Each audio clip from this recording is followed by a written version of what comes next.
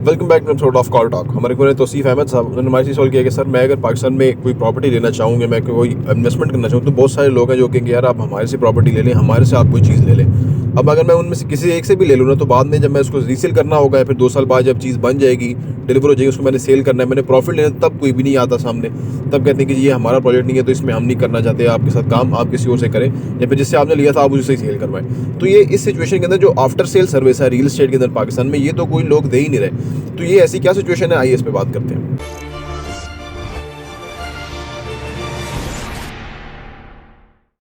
बिस्मिल्लाहिर्रहमानिर्रहीम, अस्सलाम वालेकुम रहमतुल्लाहि व बरकातहू।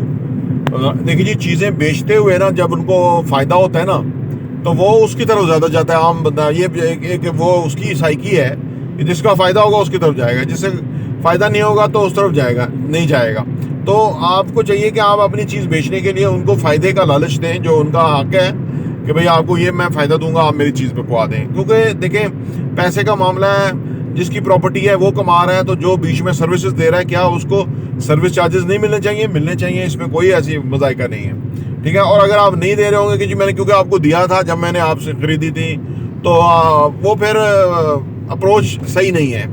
क्योंकि वो अब आपने वो जब ली थी चीज़, तो आपकी जो जितने की थी अब जो बिक रही है, तो उसमें आपको 2, 4, 6 मिलियन 5 मिलियन बच रहा है। तो इसका मतलब है कि वो उसके अंदर आपको सर्विस चार्जेस देने चाहिए ख़रीदते बेचते हुए। क्योंकि जो डीलर कम्युनिटी है ना जी, वो ये है कि जब भी कोई चीज़ बेचेगी तो वो उसमें उसका सर्विस चार्जेस होंगे, क्योंकि उसी से सिस्टम चलता है। और इतनी बड़ी आमदनियाँ होती नहीं है आजकल। तो ये जो रजीम चेंज हुआ है, लोगों की मतलब कारोबार बंद हो गए हैं, बड़े मसाइल हैं, ठीक है ना।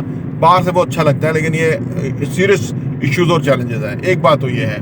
दूसरी बात ये है कि जब भी आप चीज़ खरीदें, देखें, जब भी आप चीज़ खरीदें ना, हम आपके सामने को हर प्रॉपर्टी नहीं लेके आते, को ख़ास ही लेके आते हैं। उसकी वजह ये कि हमें पता होता है ये ख़ास प्रॉपर्टी कल को भी बिक जाएगी, कल को भी इतना बड़ा जोर नहीं लगाना पड़ेगा, क्योंकि लोकेशन अच्छी है, कीमत अच्छी है, तो बिक जाएगा, और प्रॉफिट हो जाएगा तो भी बिक जाएगी। तो जब भी खरीदें वो बेहतरीन प्रॉपर्टी खरीदें, और इन लाइन्स के ऊपर खरीदें कि इसको बेचना है। यानी कस्टमर क्यों लेगा? आप ले रहे हैं, लेकिन आप ये सोच रहे हैं कि कस्टमर क्यों लेगा। जब आप वो चीज़ फोकस करके सेटल कर लेंगे कि भाई कस्टमर इस वजह से लेगा क्योंकि इसके अंदर जेन्युइनली ये कुछ अवेलेबल है, तो वो प्रॉपर्टी आपको फ़ायदा ही फ़ायदा देगी, नुकसान नहीं दे सकती।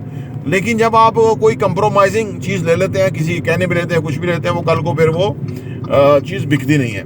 और दूसरी बात यह है कि आजकल जब से ये रजीम चेंज हुआ है, चीज़ें नहीं बिक रही, कम बिक रही हैं। ये भी एक फैक्टर है। अदरवाइज रियल एस्टेट जो है ना जी, उसका खुद खरीदार होता है। रियल एस्टेट कोई ऐसा नहीं कि भाई बहुत सारे बंदे कोई बड़े कोई चरब जुबानी में बेचेंगे या इस तरह, पता नहीं वो क्या होगा। इसका खरीदार होता है। तो ये आजकल खरीदार कम हो चुका हुआ है। तो ये बड़ा एक पहलू है कि खरीदार कम है, इस वजह से चीज़ें बिकती नहीं। ये भी एक पहलू आपको ज़रूर मद्देनजर रखना चाहिए। और रियल एस्टेट को जब आपने ले, तो इस नियत से लें कि मैं जब इसको बेचूंगा तो मैं खुद ही बेच लूँगा, उसको कोई प्रॉब्लम नहीं, मुझे किसी का सहारा नहीं चाहिए। चीज़ खुद है, सामने है, उसके साइलेंट फीचर्स हैं, उसके अंदर फ़ायदा है, कीमत जो है वो अट्रैक्टिव है। यानी एक ही चीज़ सारे लोग फर्ज करो 100 रुपये की बेच रहे हैं और आप 95 की बेच रहे हैं, तो अब उसमें 5 लाख रुपए की जो ना अट्रैक्शन आ गई है, क्योंकि आपका कम है कीमत बाकियों के मुकाबले में। तो ये भी एक रीसेल के लिए बहुत इंपॉर्टेंट है। और आखिर में मिनिमम लालच करना चाहिए कि चीज़ को निकालते हुए थोड़ा फ़ायदा कम हो जाए, चलेगा, ताकि आपकी चीज़ बिक जाए और आप कोई और चीज़ ले लें और ख़रीदने में भी आप कुछ ना कुछ फ़ायदा ले लें और वगैरह। तो ये जो एक साइकिल को घुमाना है, इट्स डिफ़िकल्ट, इसमें रुकावटें आती हैं। लेकिन एंड ऑफ द डे अगर साल में आपने 3 प्रॉपर्टियाँ ली और तीनों बेच दी, तो आपको अच्छा खासा मुनाफा हो गया है। इसके बदले आपने अगर एक ही प्रॉपर्टी से इतना फ़ायदा लेने की कोशिश की, तो शायद मिल तो जाए, लेकिन टाइम लगेगा। तो ये चंद तजावीज़ हैं जो कि आपके केस के अंदर रेलेवेंट हो सकती हैं, अगर आप अपनी किसी भी प्रॉपर्टी को बेचना या ख़रीदना चाहते हैं। प्रॉपर्टी टीवी देखने का बहुत बहुत शुक्रिया।